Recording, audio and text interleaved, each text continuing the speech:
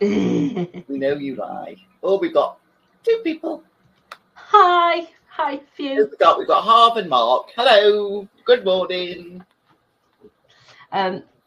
It's far too late to say Happy New Year on this, the 279th day of January, but I still feel obligated to say it.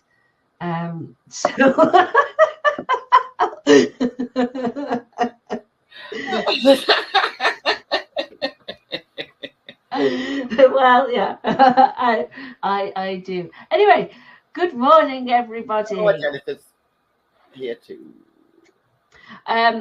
Right, Teresa, you're starting up on this one. Oh, I am. Oh, yeah. Sorry.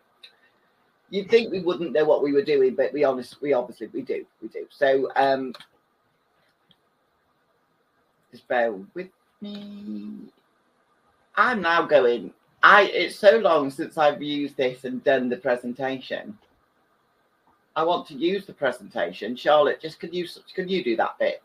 Oh, you want me to upload it? Yeah, I've uploaded it. It's not showing for me. No, it's not. It wasn't for me. I had uploaded it. I'm sorry. I did wonder why I had uploaded it. We're using Webinar Jam, and it's normally really good, and it does what it says it's going to do. But this morning, I'd uploaded it previously, and it didn't show it. I'd uploaded it when we were sat in the waiting room, our waiting room, and it didn't upload it. So just bear with us for a moment while we upload it. But what we are going to be doing today is about data and personalisation. So for some of you, it might be going over old ground, and for others, it might be, or some of it might be new. Because we know who's on this call, obviously, and we know what you can't do. Does that make sense? So if it's like, oh, we know this, don't worry about it. There we go. Right, so we know this bit now. Are you doing that, Charlotte? Are you moving? I did. You did it. So I'm not going to read. I'm not going to read what we're going to go through because it's a personal bugbear of mine. You can see, and the testing is actually testing personalisation at the bottom. Charlotte was with me when I did this, and I'm sure she will testify. I read the entire thing. I did. Anyway, So what we're going to go through first really is, I'm going to go into the next slide because this is the important part. What data you could collect and why, and this is why this is my bit. This is the marketing part of it. So I've just put up a few suggestions of what you could collect. I know, obviously, email address I haven't put in there because that's obvious. But the first name and why you should use these things in personalisation. So as you can see, if you use it in a subject line, thanks, Charlotte. If you use it in a subject line, it can increase your open rate between 26 and 50%. And the variance of that is because it depends on what survey or what statistics you're looking at. Effectively, a first name in a subject line will grab that person's attention, and it will help them look further on than just who it just helps.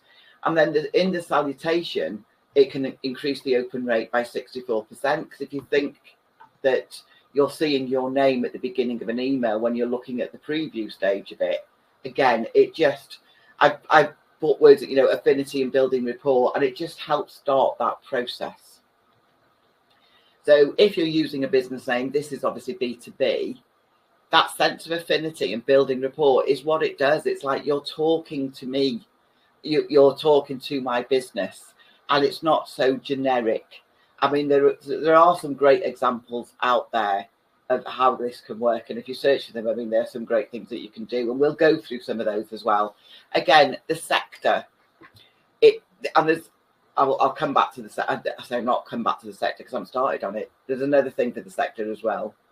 So again, it builds the relationship more relevant and engaging. But the other thing about having that field in your data is that then you can send emails just doing a different way, but you can send emails to just that sector. So if you just want to write to building companies or manufacturers or engineering or whatever sector they may be in. And that's what we'll be covering in the next webinar, isn't it? How to start segmenting your data. Absolutely. Thanks, Charlotte. Yeah, it is what we'll be covering in the next webinar. But that's why it's important to collect this data first, because the data is everything, absolutely everything.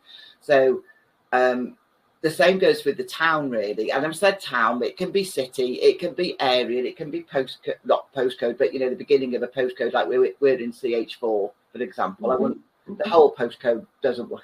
I mean, it can also be country if that's your area of operation, as in the planet. Absolutely. It can be country. It's more about location, really. And also, if you use it, but this is more specific, if you use a town name in an email subject, it increases open rates massively, because it's very, I live in Ross-on-Sea or Colwyn Bay, and if I get an email saying, hi Teresa, did you know this is happening in Colwyn Bay? I'd be like, what? I want to know what it is. So again, it's that whole using that data to get people to open your email, because that's what we want, isn't it? And then once they're in that email, to feel that affinity with you, to grow that understanding and that relationship. So all those things are for that purpose.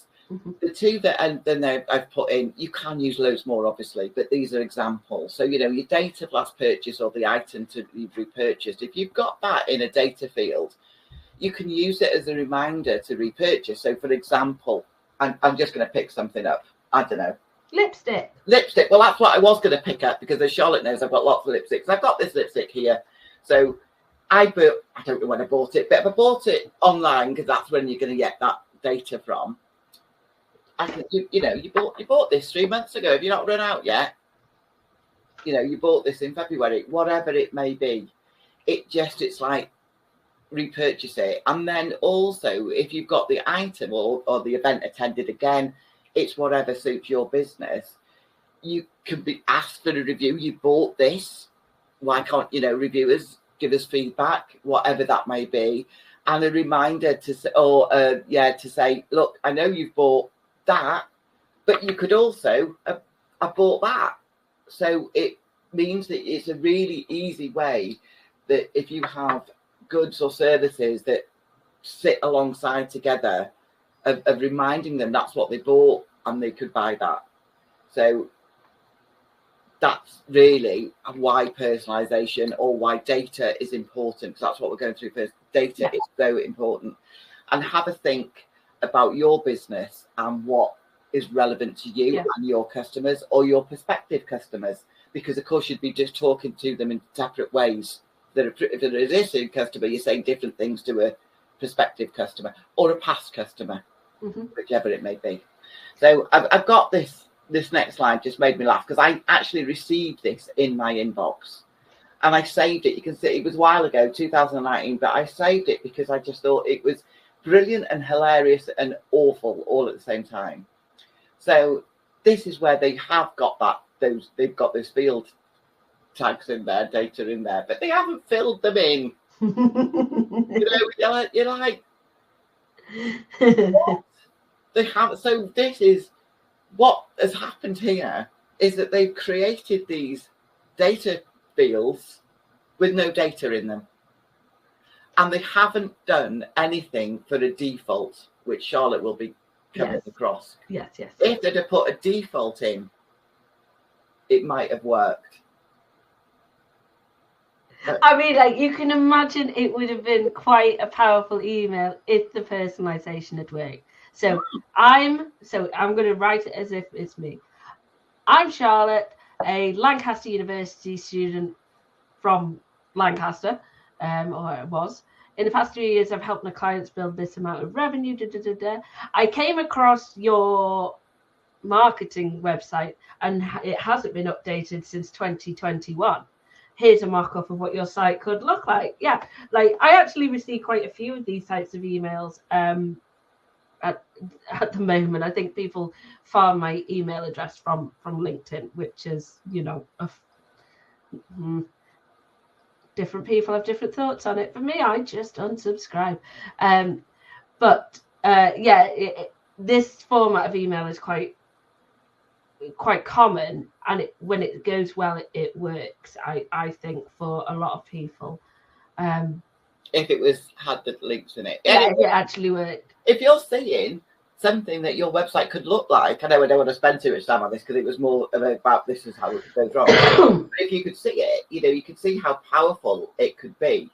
And we are going to touch on personalized images as well, so it sort of fits into this bracket. Yeah. So okay. Well, am I good to? Yeah. Yeah. Okay. We're going to stop that, and then it's over to Charlotte, and then we'll come back in. All righty. So, Teresa, you spent a lot of time talking about how to, the types of data you want to collect. Now, the basic thing is how do we store that in Munich Mail? So I'm going to go to my list and users, and under here you'll see we've got field name labels. This is quite, I think for most of the people attending, they're quite familiar with this, but it's worth mentioning it again for anybody who isn't. In here, you've got up to 30 different custom fields that you can use on top of the standard system fields. So what are the standard system fields? They are things that are just common to all client accounts. So the email address is the core one, but then we've got first name, last name, company name. But here in the field name labels where you've got your custom ones, you could store up to 30 pieces of individual information in your database. Now, if you feel like you need more than 30 custom fields, you can actually use something called JSON storage to store effectively an unlimited amount of data. However, that in itself is its own topic. And if people want to know more about it, I would suggest that they email us to talk, and I can give you some advice on how to go about using JSON storage for super personalization and data storage. But okay, in our demo account, we have got 2 custom fields in use. One is we call it account manager, and the other is that last purchase date. Let's say I want to add a new one in. I don't know, give me an example of a custom piece of data. I'm just going to call it lipstick shade because we've been talking about it, haven't we? We have. So once I've added that in, that's now in custom field 3. I can hit save changes, and then that piece of information will be available for our personalization going forward. All right. Hopefully, do you think that covers it, Teresa? I think it does. I'm going to ask the chat. Any questions on that part of it? I'm taking the silence as it's all good. Yeah. I do know there's a little slight delay between somebody writing a question and it coming through. But no, okay. I have reminded people that if you've got a question, just stick it in the chat. Yeah. When Charlotte's talking, I'm monitoring the chat. When I'm talking, Charlotte's monitoring the chat. So it's monitored all times. Okay. Great. So in the use case that we've come up with today is we're going to pretend that we're sending a challenge email for people to improve their email marketing. So I've already set up a rough template here. And you can see I've got a subject line for, are you ready for a challenge? Now, I can make that subject line more powerful by adding the personalization in. So to do that, I've got this little button here. And if I click on that, I've got all these different options that I can add in. So I'm going to put a comma there because I want it to say, are you ready for a challenge, Teresa, for example? I'm up for it. Yeah. So under my personalization, I can see all of, like I said, those standard system fields. We can't see them, just so you know. Balls. I'm going to... Yeah, well, no, I'm going to turn a different screen share. I think I need to share the entire screen. Right, okay. Which means you may also see my WhatsApp thing in the bottom, but sorry. Right. Okay. Are you ready for a challenge, comma, first name? So under personalization, can we see that now? Yeah, we can, yeah. Thank you. Ace. So you've got at the top here, those system standard fields that I mentioned, but here we've got our custom fields. So the first name is a standard system field. So if I click on that, it will then add this bit of code in. And what that is it's the merge tag specific to Munich Mail. That's the format it needs to be in, okay? So I'm going to hit save on that, save those changes. And now how do I test that it's going to work? If I go to the preview here, let it just load up. You can see, right, I've got the comma there and I've got the space there. So if I now go to test users, you can see and preview it as a test user, it's got my name in, yeah? But all right, this is the problem that we mentioned to do with those fallbacks. Because if I go back to that unmerged content, are you ready for a challenge, comma, space, question mark? Well, that doesn't look very good, does it? So how do we add those fallbacks in so it will still make sense even without a first name if we don't have that in our data? Well, I'm going to go back to the summary and I'll just, for consistency, I'm going to open it up there. What we can do then is put in a solid pipe before the question mark, and we use the phrase default colon, and then in between two double apostrophes, we can add, yeah, speech marks. That's the actual term for them. It's all right. Always here to help. So I can put anything in there. So I could put in customer, for example, which is perhaps not as savvy as you want it to be in this instance, but in most cases it would be suitable if you're introducing an email as hi Charlotte or hi Teresa. If you set your default or your fallback to be hi customer or hi there. Does that seem reasonable?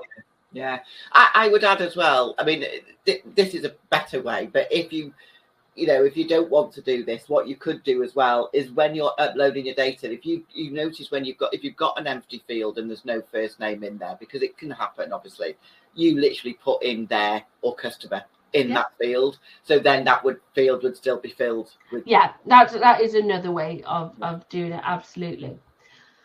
So I put in my default and I'm going to hit save and I'm going to pray to God I've not made any typos, because I regularly do so when I add in my defaults.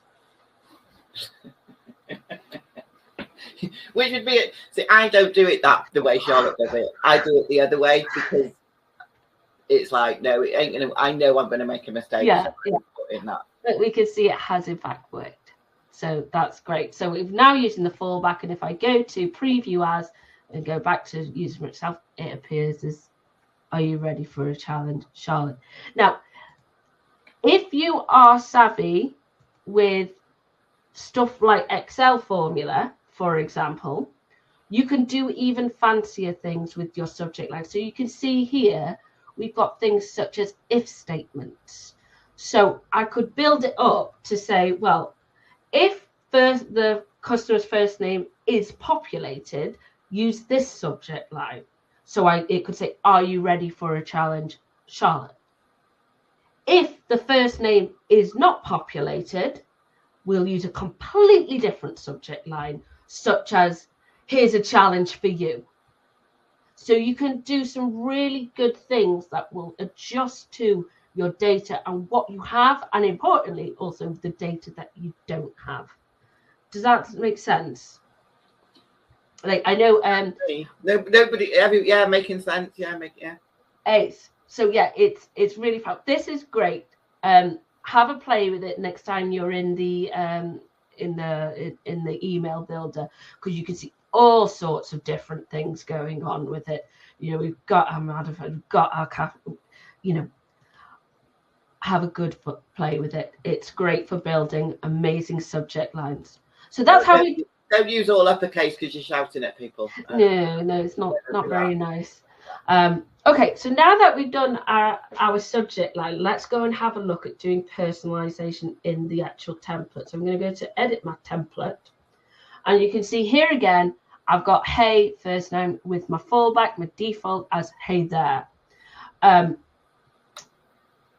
So I want to add a bit more personalization to this. Let's say I want to say, think your email marketing. I'm going to be really, really aggressive here. And I want it to say, think your email marketing at company name is good enough. So what I'm going to do is up here, I've got this little arrow that says merge user data. And from there again, I've got all those custom fields. So if I go company, it will bring that through.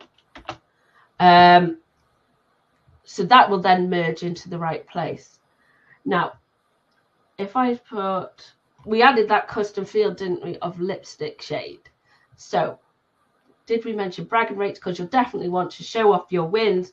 Oh no. And if you that's not how we spell successfully. Complete the challenge. We'll also, this is the daftest email in the world, send you your favorite lipstick in shade. Merge user data as a bonus. So I wanted to show you that because then we can see how the different ones are formatted. So the standard custom fields are contact's first name and contact's company, for example. When you start using your custom fields, the merge fields look a little bit different. So it says contact's data 3. So because you give that field name label, your custom label, when you're merging it, it still comes through as contact's data 3, just because sometimes that takes people by surprise, but it will merge as the thing you want. Okay, so we've got a pretty cool email here now. And again, when I want to test these things, anytime I can go to preview, and I've got the unmerged static content there. And then if I go to preview as me, you can see it's got my name in there.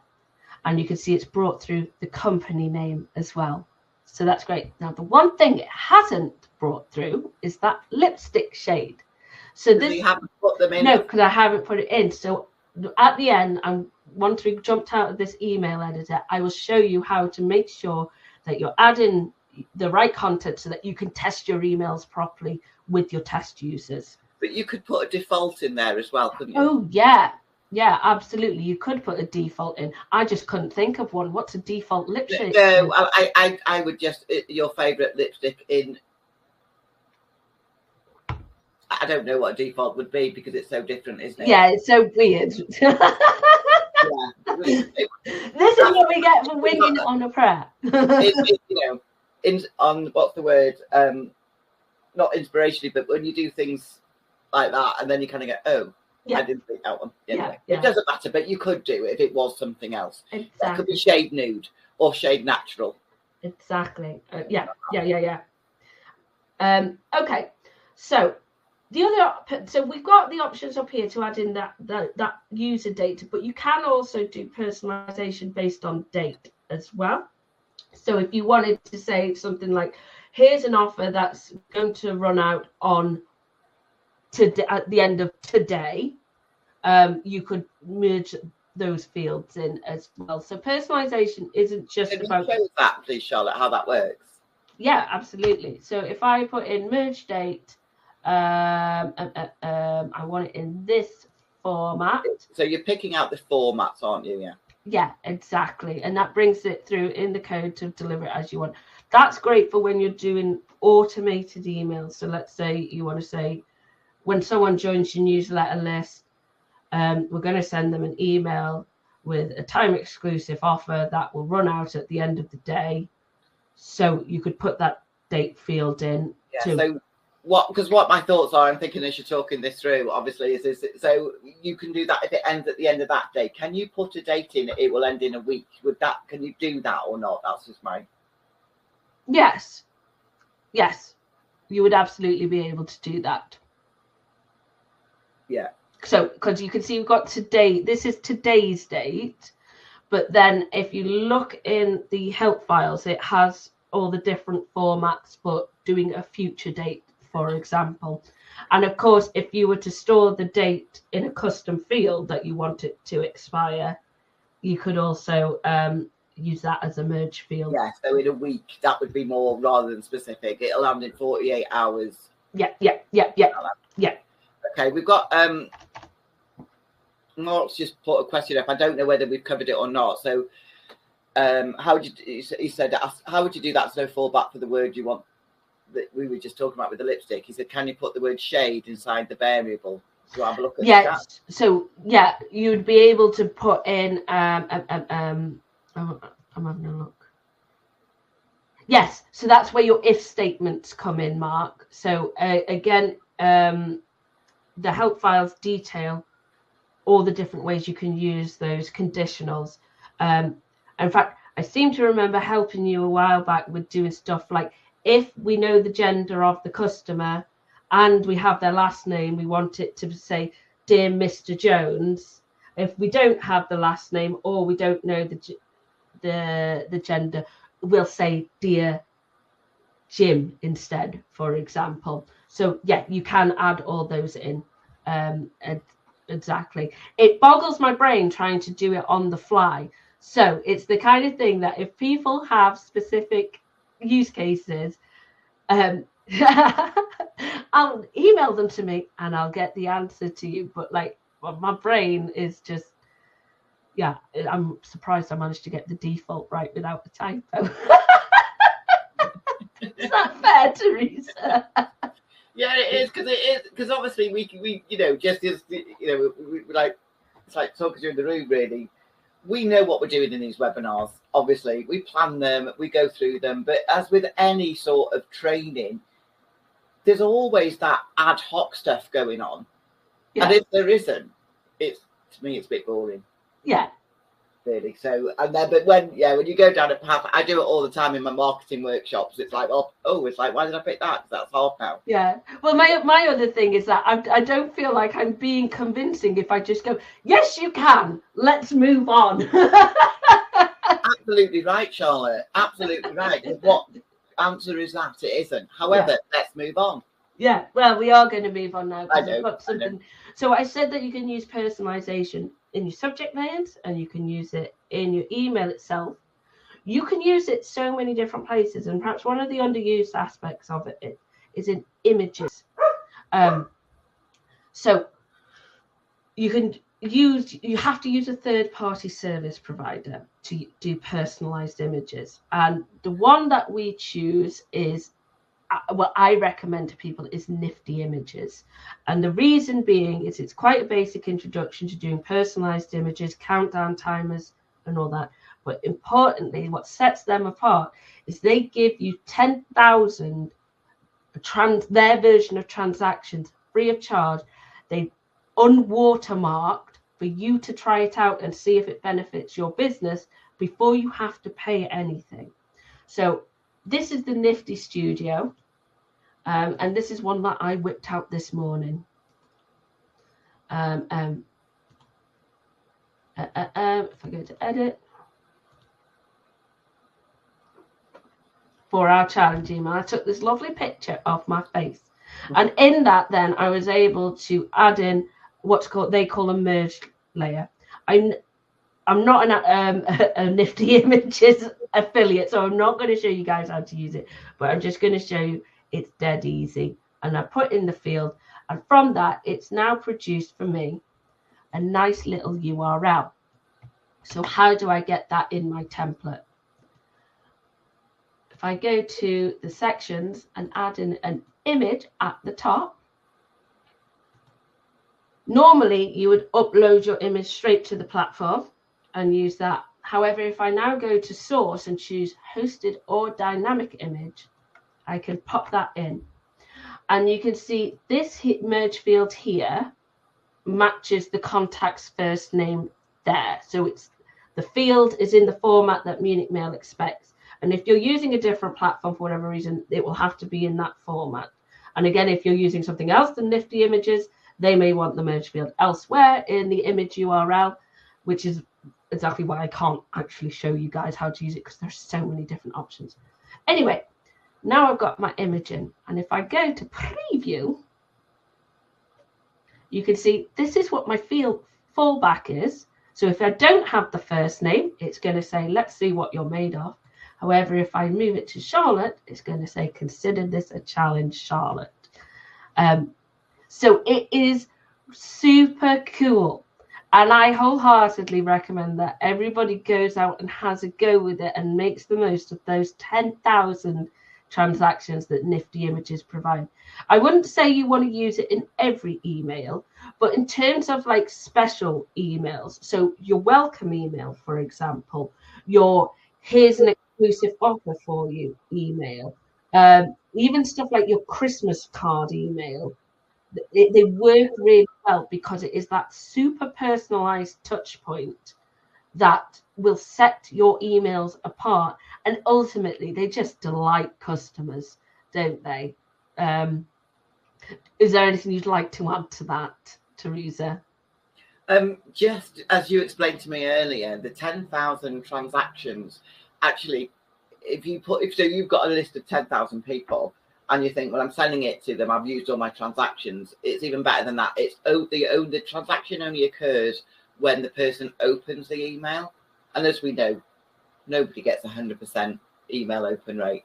So I just thought that was really quite... Yeah, it is great. They don't expire either. So, if you're dealing with quite a small database, you could potentially be using the free transactions for a long, long time. Anyway, yeah, personalized images are amazing in terms of delivering super high results. But now we've got to make sure that everything works as we expected. So I've got my template here. And I'm just going to save it. Now, we had that problem with that lipstick shade being blank. So now I need to go in and work out, well, where do I add that data for when I'm sending those test images to make sure that my test emails work as expected. Sorry, I drank too much squash and it's got me a bit windy. Classic. Right, under my list and users tab, you've got 3 pinned lists here. So global suppression, seed list, and test users. Test users is the one that we're interested in. And I've only got the one test user. If I go to users, and I can see, here's me, click on that person, go to user data up here, and you can see those are all those fields. So I'm going to put my favorite lipstick shade is Midnight, as it happens. Not that I'm still a teenage goth or anything, honest. At heart, darling. Yeah, and you know what, whilst I'm here, just to prove that, just to make sure that it will work with all variables, in my test users, I'm actually going to add you now as a test user, Teresa.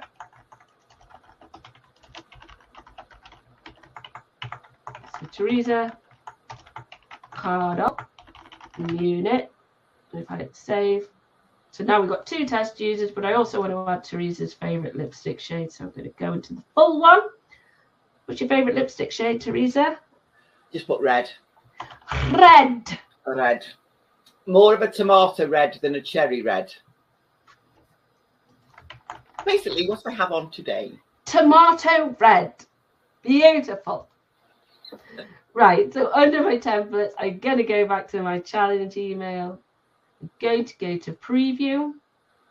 So this is what the email looks like for anybody who doesn't have the data. And now if I view it as Charlotte, you can see it says, consider this a challenge, Charlotte. Think your email marketing at Munich is good enough. And then we've got your favorite lipstick in shade Midnight as a bonus. Let's double check it works and go to Teresa. That all works as expected. To Munich in favorite lipstick shade in tomato red. Lovely. So obviously that's just how it appears in the actual platform itself. You'll then want to go on and send, your inbox test to be doubly sure everything works as expected. But this is a really quick way of making sure that things work as you're building them. And I use it all the time before I even get to the point of sending my inbox tests, just to make sure everything's formatted correctly. So I would say that's the core of the personalization part. Is there anything that, Teresa, you think I've missed? Do people have questions? No. I'm just looking at what we said. We've said we'd talk about, which is why it's important to use it, which we've done. Types of personalization, which we've done. Fallbacks, which we've done. Adding it in the email builder, which we've done. Dynamic personalized images, which we've done. Advanced personalization options. Yeah. So we started touching on that again with those if statements, and also partly in answer to Mark's question about if you wanted to add a completely different set of words as opposed to a personalized thing if something's not available, or alternatively, like you can do even more sophisticated things. So let's say, well, I don't know the favorite lipstick shade, but I do know the favorite, I don't know, mascara type. So if lipstick shade is populated, deliver this section, and if not, if it's eyeshadow, said deliver this section. What we're starting to touch on though now is actually dynamic content, which is super personalization, and it is brilliant. Everybody's Munich Mail account comes with dynamic content, and the way it works is I've got entire blocks here, and I can hide and show specific parts of an email depending on content. Use this one here, and you can see it will put a rule in. So you could base it based on user profile and custom fields. You can base it on custom arrays of data. You can base it on user tags as well. We did put in the overview, we've covered tags, but tags are basically just a different way of storing personalized data. Yeah, just on that, on that tags and the fields, what's the difference really? There isn't really a difference. However, fields can be changed, and it's really easy to change them. As you can see, you can just go in and you can put a different field in, or you can change. But once you've got a tag is a tag, yeah, and you can't change it. Yeah. So you would use it for something like, you went to this event, because they went to that event, and that's never going to change. But something that might change could be their surname if they got married, for example. Yeah. Or last purchase date as a key example. Last purchase date will always be changing. So we want to put that in a field where it's more easily updated. Yeah. But a tag, for example, like in theory, we could tag all you guys who'd attended the webinar live, as opposed to people who haven't attended live but still registered, and we can use that to deliver different types of email content. I just want to add, I don't know why I picked up the married thing, because I'm somebody who doesn't believe in that. I have my maiden name and I'm happily married and have been for 20 years. Fair enough. I just want to throw that in. Anyway, well, what I'm going to do is, for example, here, I'll go to my custom fields under data source, and I'm going to choose lipstick shade. And here I could say, well, if the lipstick shade is blank, don't show that paragraph in itself, and instead show an entirely different piece of content that doesn't mention lipstick in any way. So there's lots of different ways of using that. Dynamic content is its own little beast. And it's its own webinar, and it is very specific. Apparently the dogs have heard Charlotte. Yes, maybe. Have you had somebody knocking on the door or something? That's just they can carry on knocking. There's all the things that can go wrong in like live events. I'm working from home. Right, okay, that covers that. Yeah, that does cover what we've said. There's just another part I wanted to talk about, which was how you're collecting your data, really. So it's a bit more back to basics, mm-hmm. rather than the platform itself. So if you could share the presentation. Oh yeah, sorry, Mark has come with a question with tags. I can't say that. Okay. If you re-upload lists or have forms which match fields, use a field, but use tags for more permanent. Correct. Yeah, that's what that's a nice way of summarizing it, Mark. How do tags work? I can't see it. It's under Q&A only, not the general chat. How do tags work when they can be applied to workflows? It's the same way. You can, in workflows, you can remove tags actually, but so tags are useful if you want something to go on and come off, or go on and come off. But if you say you want to change the content of the tag, you're not completely getting rid of it in a way. You need to be able to update it, put it in a field instead. I don't know if that makes sense.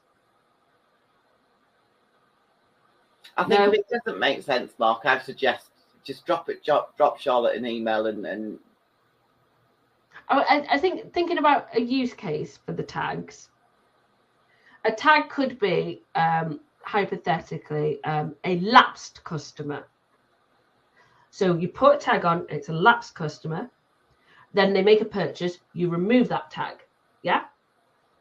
However, if you wanted to use, by comparison, last purchase date as a piece of data, which is going to be updating regularly, and you're not looking to put such a firm label on it as lapsed, you would put that in a field. Hopefully coming up with a use case is actually help understand the differences. It's all to do with how you quantify and describe your data. One business might use the term, well, they're a lapsed customer, and they just know that means they've not made a purchase in 6 months. Another business might prefer to have the physical date that they made the last purchase, in which case that's a field. I mean, that makes sense. Yeah, Mark has said, we might find some examples and share over email. So, right. I'm going back to the presentation now, to the slides.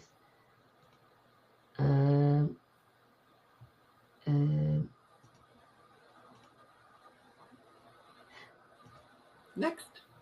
So, again, I don't want to teach anybody how to suck eggs, but these are just ways that you can collect your data, and it might be ways that you use or not really thought of. So if you've got a sign-up form on your website, I mean, obviously that's a great way to collect data. And when I said it needs to be easily accessible on your website, the amount of websites I've seen, and I'm not saying anybody here, but the amount of websites I've seen where the sign-up form is nowhere to be found because it's right at the bottom, because the web designer has said, well, actually, it just spoils the look. From a marketing perspective, I don't care. I want that sign-up form on your website really clearly, that you can see it and you can get people to sign up to your newsletters. The whole process of that is a different thing again, but it does need to be accessible. You probably can't gather all the data you could potentially need, as we've talked about, but you could put that, they could come in under interested customers, or however you want to do that. And the other con is people actually need to be on your website to sign up. It is a big con, really. So that's when it's an embedded form on your website. If you've got a sign up form link, however, you can use that in various places. So it can be, use it on social media platforms. You can use it as an email signature. Again, people aren't always keen on putting lots of information on form, but if it's about nurturing people, you can bring them in and you can nurture them, because these people are going to sign up. Generally, they're not your customer. These are people that are interested. So that, and it works because it goes straight into your email marketing list that you've chosen, you've selected for that to happen. So that's, it's pretty seamless, really. Customer purchases, again, not known, but if you've got an email and I get that a lot now. You go into a shop, can I email you the receipt? Absolutely. I know why they're doing it. One, it saves on paper, which is a good thing. But two, they've got my email address now. And why not, if that works for you? Yeah, it's worth mentioning that if you choose to do that, and obviously that only really applies to businesses with a point of sale, it's worth obviously making sure with your legal teams, your compliance officers and everything, that you're not in breach of your personal policy, of your personal data policies, by then delivering the receipt via email and automatically adding them to the email list. it is legal from a GDPR point of view because you've got your legitimate interest. So the most important thing is making sure it's not actually breaching your internal policies. Yeah, I just I'll share my screen after because I've got a receipt and I'm just looking at it now.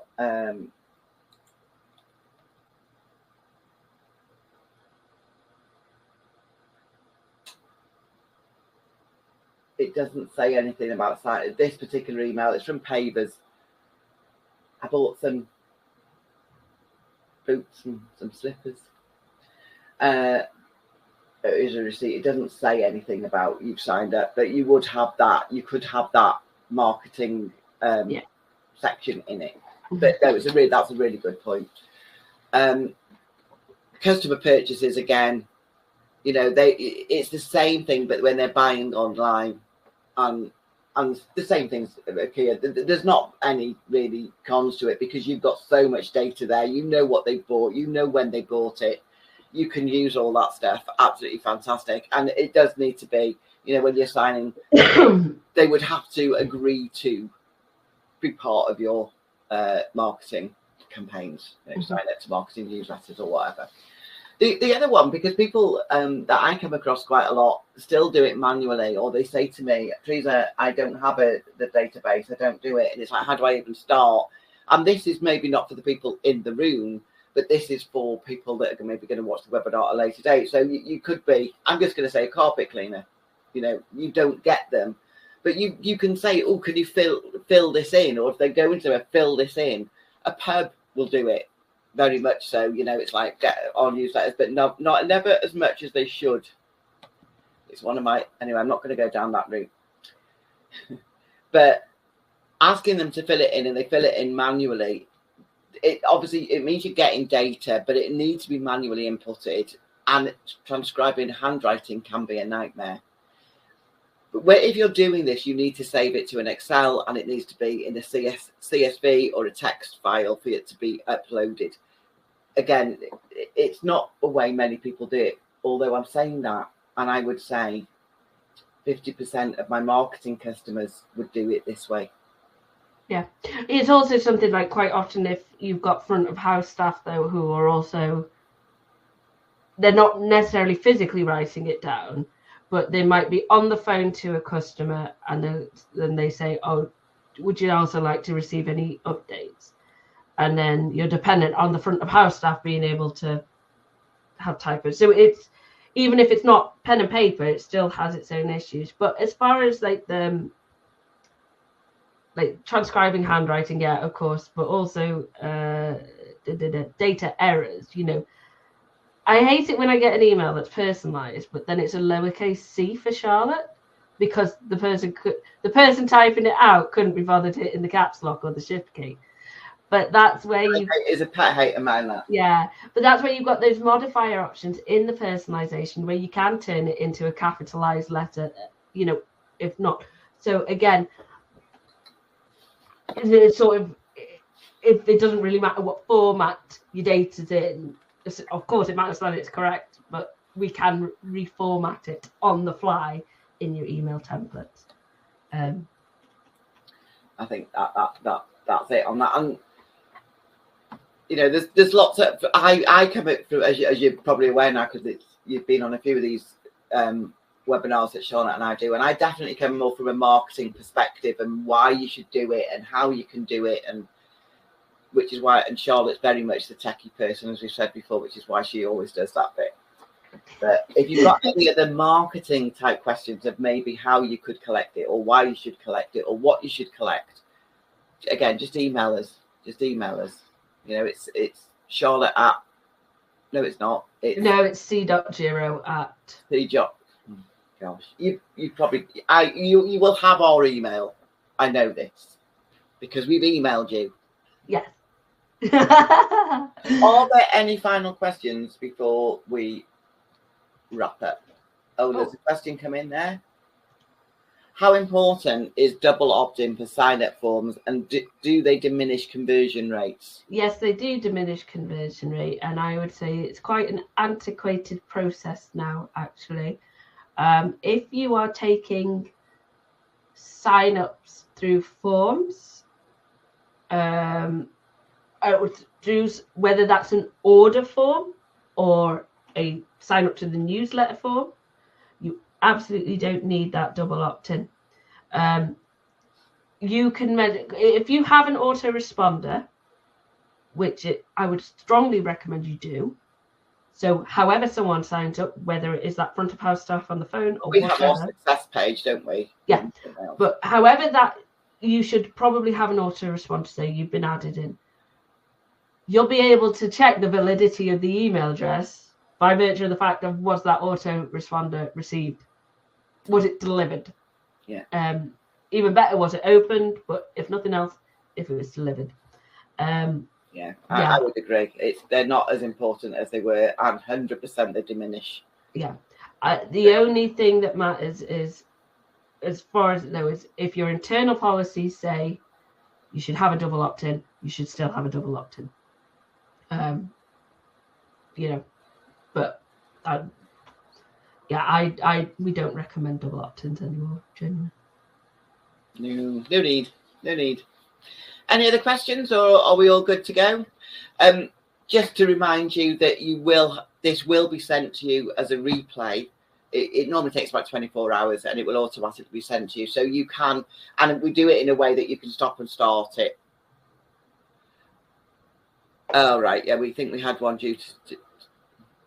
Oh, yeah. So, absolutely. Like, if you think that your source of emails coming in is potentially open to being spammed by bots or something, a double opt-in can be helpful in that instance.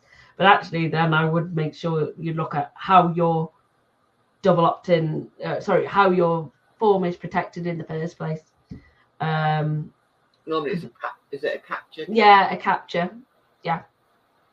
But you can also set it up in a workflow that you send that autoresponder. If it's not marked as delivered, put the person on the list. So that's another way without diminishing your conversion rate. Again, if you want to talk through anything specific, Mark, just drop us an email to help tidy it all up. The other thing, next week's webinar, unfortunately we've had to move it to later, till 2 p.m. because we've got quite a few commitments that have emerged, specifically OpenReach, which might get in the way of us being live.